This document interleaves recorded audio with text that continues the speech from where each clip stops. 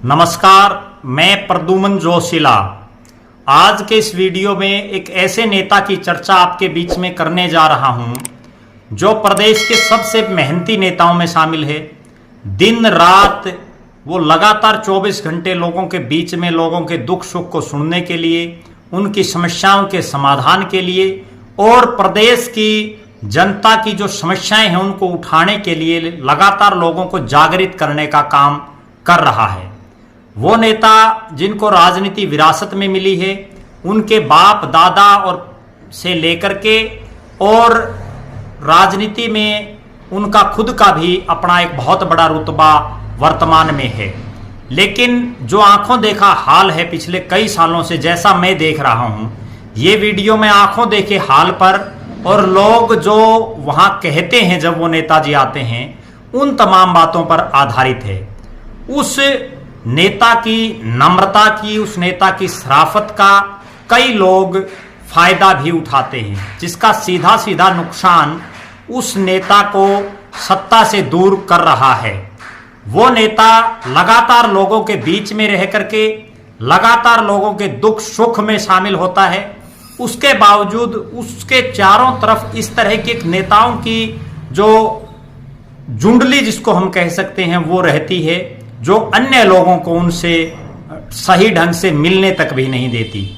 मैं बात कर रहा हूं प्रदेश में विपक्ष के एकमात्र सांसद जो लगातार 3 बार लोकसभा के और वर्तमान में राज्यसभा के सांसद हैं, जिनके पिताश्री 9.5 साल तक प्रदेश के मुख्यमंत्री रहे, श्री दीपेंद्र सिंह हुड्डा की दीपेंद्र सिंह हुड्डा वर्तमान में राज्यसभा के सांसद हैं।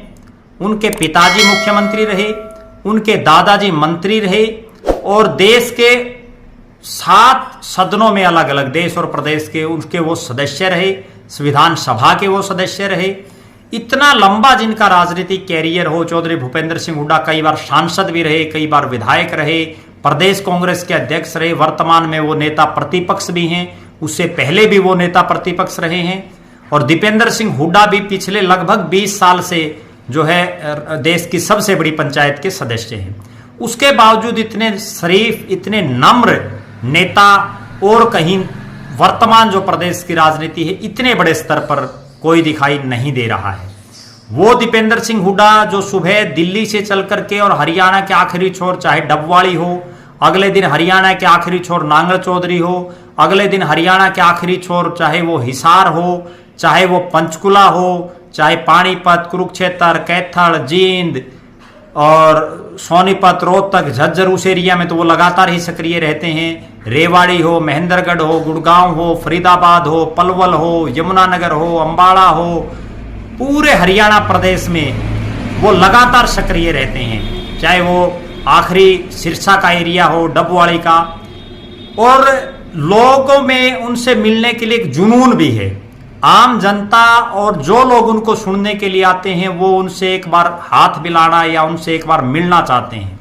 लेकिन उसके बीच में जो सबसे बड़ा रोड़ा जो लोग बनते हैं वो नेता हैं जो बड़े नेताओं में भी नहीं हैं, लेकिन अपने आप को इतना बड़ा नेता वो दिखाते हैं कि किसी दूसरे को उसकी गाड़ी के पास भी लगने के लिए बड़ी मशक्कत करनी पड़ती है।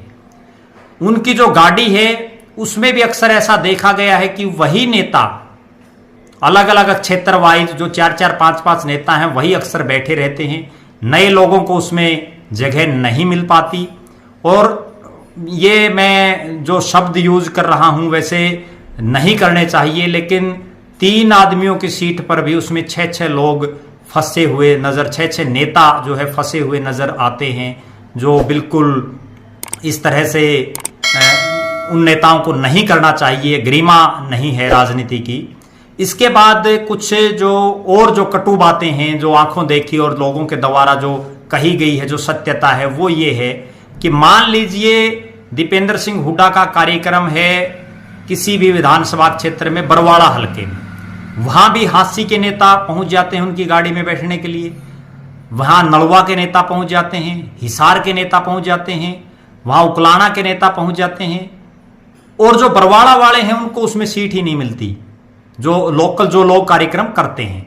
इसी तरह से जिस भी नेता के घर चाय या जिस भी कार्यकर्ता के घर चाय पानी का प्रोग्राम होता है, वहां भी दीपेंद्र सिंह हुड्डा के चारों तरफ इस तरह की ये जो जुंडलीबाज नेता हैं, ये एक अकेले हिसार का उदाहरण नहीं है। चाहे वो भिवानी हो, महेंद्रगढ़ हो, जींद हो, सिरसा हो, फतेहाबाद हो, पूरे हरियाणा का उदाहरण है। लेकिन दीपेंद्र सिंह हुड्डा की नम्रता और शराफत का वो लोग नाजायज फायदा उठा रहे हैं।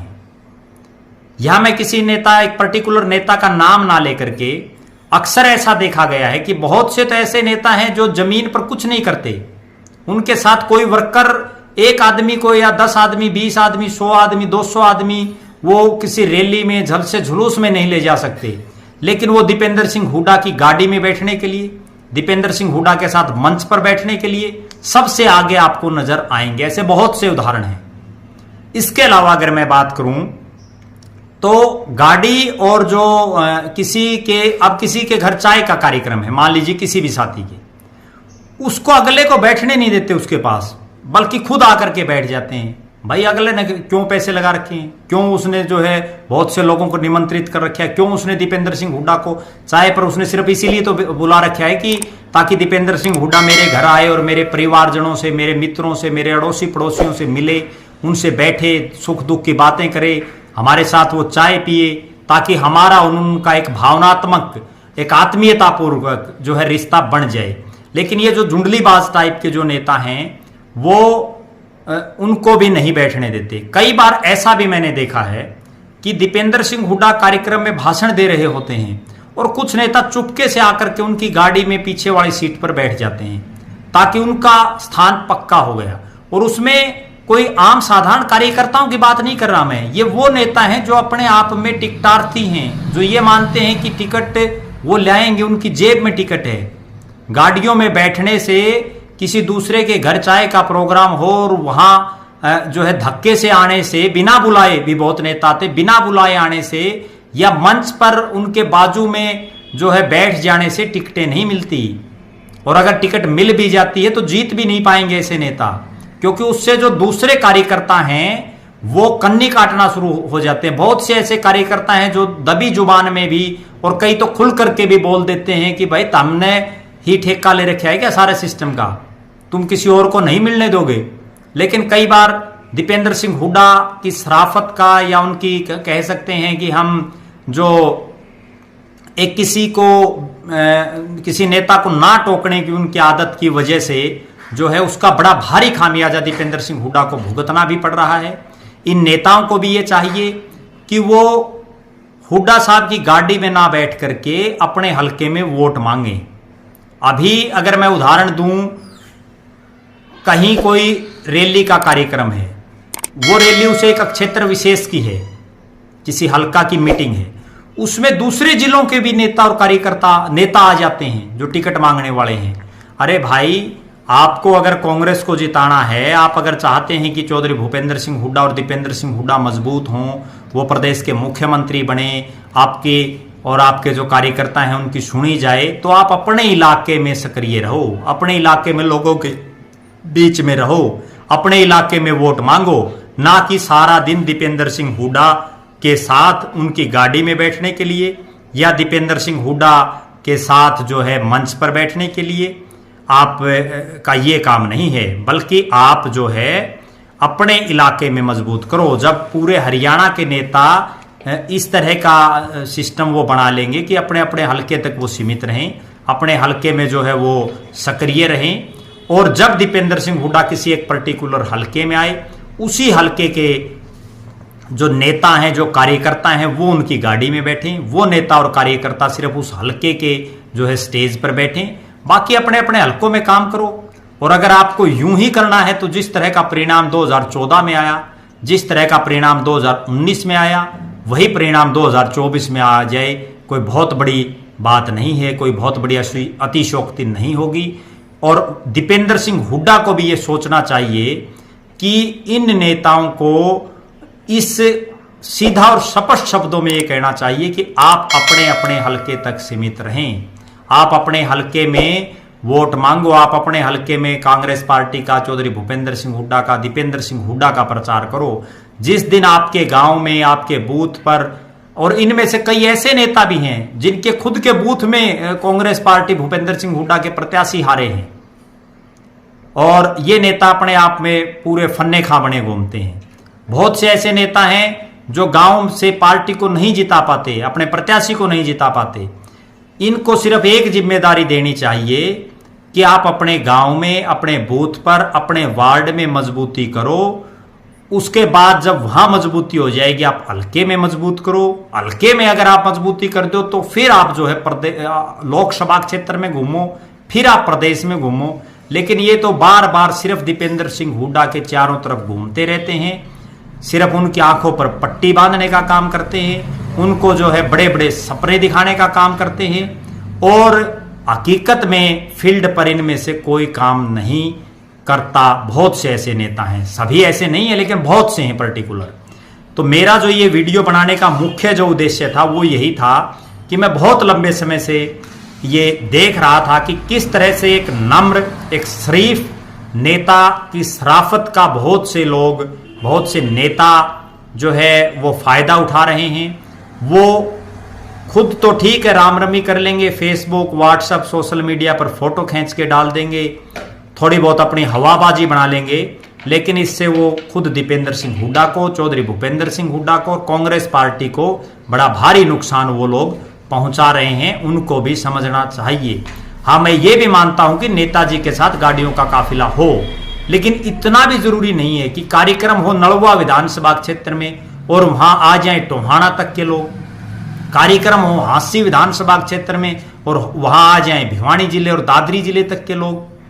तो इस तरह से वो भिवानी, दादरी, महेंद्रगढ़ के जो लोग हैं वो अपने क्षेत्र में किसी एक पर्टिकुलर स्थान का जिक्र नहीं है। कहने का लबोलवाब ये है कि तमाम नेता अपने अपने बूथ, अपने अपने वार्ड, अपने अपने गांव, अपने अपने हल्के में अगर मजबूती दिखाएंगे बजाय कि दीपेंद्र हुड्डा जी के आगे पीछे घूमने के, तो बहुत ज्यादा फायदे में रहेंगे। निश्चित रूप से जिस तरह से प्रदेश में जो माहौल बन रहा है, लगातार 10 साल भारतीय जनता पार्टी के शासन से लोग जो है बदलाव की तरफ थोड़ा बहुत सोच रहे हैं, तो उनको और ज्यादा मोटिवेट करने के लिए इन नेताओं को अपने क्षेत्र में घुस जाना चाहिए, अपने क्षेत्र में जाना चाहिए। आप लगातार हमारे साथ बने रहें।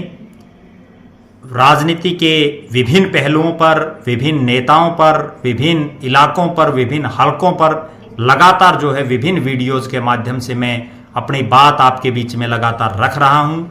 आप हमारे फेसबुक पेज को लाइक और फॉलो करें, यूट्यूब पर जो है सब्सक्राइब करें चैनल, वीडियो को शेयर करें, कमेंट के माध्यम से जरूर बताएं, और लगातार जो है आप अपना स्नेह, अपना प्यार हमारे साथ बनाए रखें। धन्यवाद। आपका अपना प्रद्युमन जोशीला, नलवा।